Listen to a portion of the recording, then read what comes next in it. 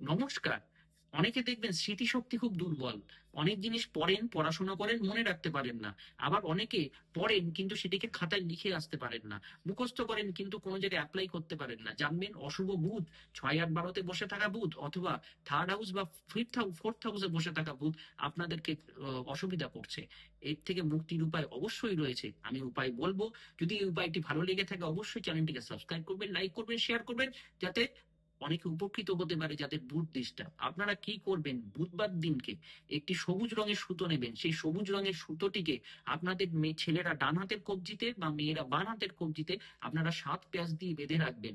উত্তর দিকে আপনারা কোনো সবুজ রঙের পর্দা টানিয়ে রাখবেন এবং উত্তর দিকে একটি গণেশের মূর্তি রাখবেন, এবং সেই গণেশের মূর্তিটিকে আপনারা কেশর দিয়ে পুজো দেবেন এবং জপ করবেন ওম গঙ্গানাপতায় নমঃ। দেখবেন বুধের প্রভাব আপনাদের বৃদ্ধি পাবে, স্মৃতিশক্তি বৃদ্ধি পাবে, এবং যারা পড়াশোনা অমনোযোগী তাদেরও পড়াশোনায় মনোযোগ বসবে।